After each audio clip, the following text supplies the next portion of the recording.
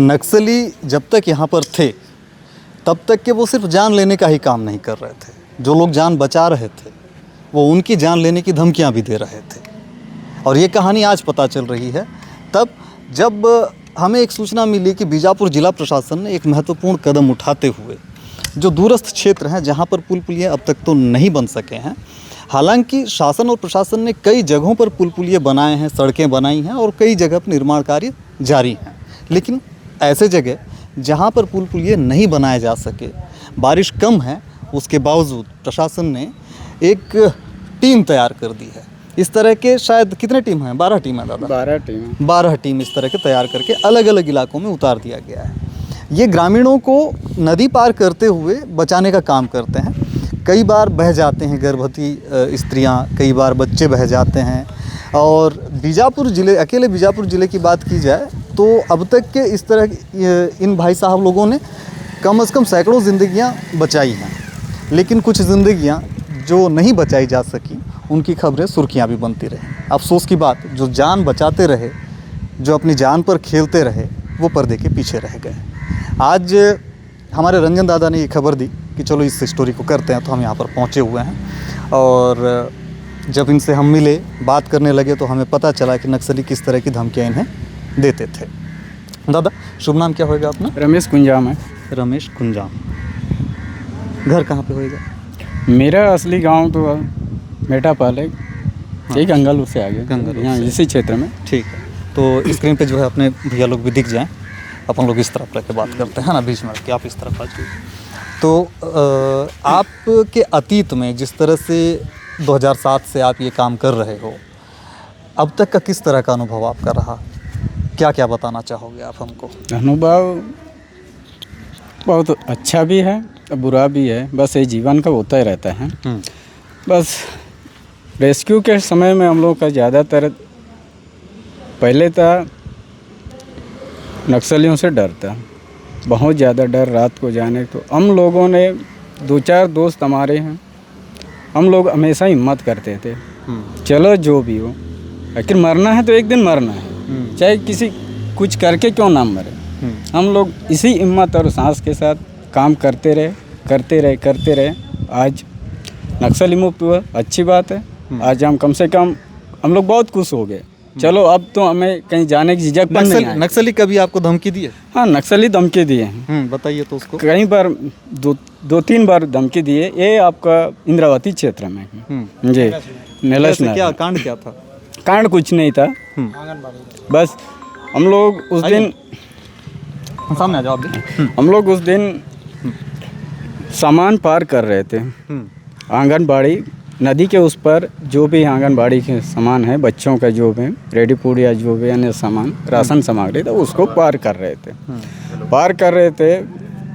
तो 2 राउंड पार किए, last round था, तीसरे राउंड नक्सली लोग बुलाए इशारा करके, इधर आओ बोल के। 2 लोग चले गए थे, एक जन नाव में था। फिर बोले तुमको सुनाई नहीं दे रहा है क्या? तो बोले ठीक है, हम लोग नाव को वहीं पे रखे। फिर उसके बाद चले गए। कुछ दूर जाने के बाद बोल रहे हैं कि कपड़ा उतारो। हम लोग बोले हम लोग ऐसा कौन सा काम किए हैं कि कपड़ा उतारेंगे? हम तो सही का काम कर रहे हैं। ये आंगनबाड़ी ये कार्यकर्ता है, मितानी नहीं सब है, पूछ लो इनको। जब वो लोग भी नहीं है हम लोग का काम कर रहे हैं, कोई गलत काम नहीं, उनको भी बोले कि तुम ज़्यादा बात कर रहे, तुमको पत्थर पे बांध के ही नदी में फेंक देंगे। उनको भी धमकियाँ। फिर वो लोग भी रोने लग गए, सिर पकड़ के इनको कुछ ना हो जाए, क्योंकि हम लोग बुलाए तब जाके ये लोग काम कर रहे हैं। तो इस प्रकार की घटना रहा वो। उसके बाद हमको घर परिवार के साथ जीना है, तो तुम लोग आज ही चले जाओ बोले। तो हम लोगों ने जो भी हमसे उच्च अधिकारी है उनसे बात कर लिए कि ऐसा ऐसा है, तो बोले कि ठीक है आ जाओ बोले। तो हम लोग वापस आ गए बीजापुर जिला मुख्यालय। कितने नक्सली लोग रहे होंगे दादा? 2 जन थे ना। अब उधर तो थे, कभी तो ये सामने तो एक साथ आते नहीं थे वो लोग, आपको भी पता है, हमको भी पता है। ये बस आप लोगों के साथ ऐसा कितने बार हुआ होगा? हाँ, 2 बार हुआ है। 2 बार पकड़े थे उसी जगह पर? नहीं, अलग अलग। एक जिल्ली घाट में हुआ था, हाँ, एक ये आपका नलसनार। बाद में कुछ पता चला किसका टीम था, क्या था, कौन था कमांडर? पता तो नहीं चला, लेकिन वही है, जब वापस आए जिस दिन हाँ। पिछले, तो 16 सितंबर या अक्टूबर ऐसी कुछ था जब वो लोग वापस आए थे। अक्टूबर था, 16 अक्टूबर है।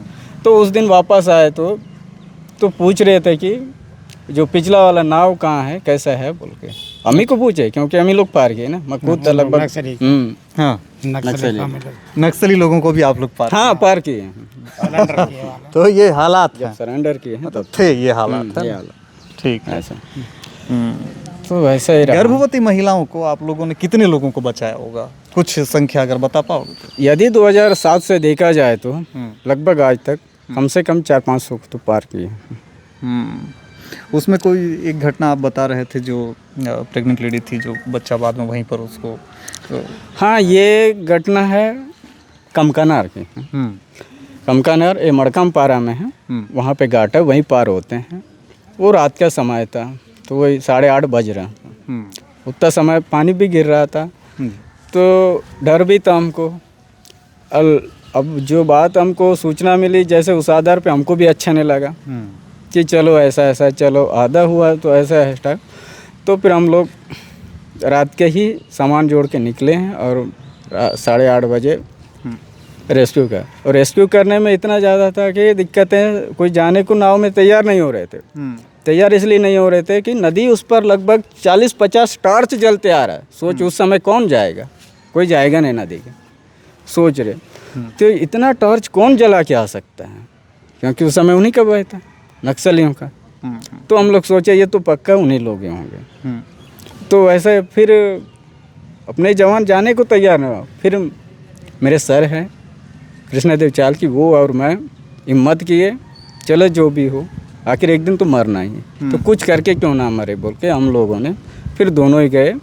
तो जो टॉर्च वाले थे वो नदी किनारे तक नहीं आए, वो कुछ दूरी रुक गए। हम लोग रुक गए, जो 4 पहिए के साथ ये लोग 2 लोग डो के लाए।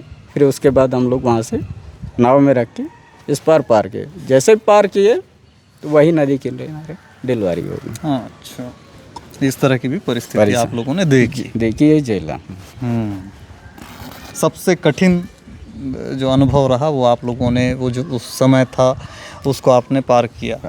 अब जो है ये मानकर चल सकते हैं कि जिस तरह से शासन प्रशासन मुस्तैद नज़र आ रहे हैं, जिस तरह से सड़कें बन रही हैं, पुल पुलिये बन रहे हैं, तो ये उम्मीद जागी है ग्रामीणों में कि अब उनके क्षेत्रों को भी, ऐसे क्षेत्र जो जहाँ पर अब तक के नहीं बनाए जा सके हैं पुल पुलिये वगैरह, तो उन क्षेत्रों को भी अब जिला मुख्यालय से जोड़ने की कोशिश जल्द से जल्द पूरी की जा सकेगी। इस तरह की तस्वीरें बदल रही हैं और ये बदलाव देख करके कुछ बेहतर भी महसूस होता है। इसके अलावा अगर आप कुछ कहना चाहें या फिर कुछ बताना चाहें तो आप कह सकते हैं। तो इसके अलावा जब ठीक है चीज़ें ठीक है, तो कुल मिलाकर के चीज़ें इतनी अधिक कॉम्प्लिकेटेड थी, समस्याएं इतनी बड़ी थी कि अगर सांस भी लेना चाहे कोई तो उसमें भी माओवादियों की इजाज़त चाहिए थी। माओवादियों के खात्मे के साथ ही कुछ चीज़ें और भी हैं जो सामने आ रही हैं कि माओवाद का पूरी तरह से खात्मा नहीं हुआ है। हो सकता है कि माओवाद दोबारा पैर पसारे। इस तरह की चुनौतियों के बीच इस तरह के जांबाज जो जवान हैं वो अपनी ज़िंदगी, अपनी जान दांव पर लगा करके दूसरे की ज़िंदगी बचाने का काम कर रहे हैं। हालांकि ये इनकी ड्यूटी है, लेकिन फिर भी इनके इस जज्बे को, इनकी इस कुर्बानी को सलामी देनी बनती है, इनका सम्मान करना बनता है।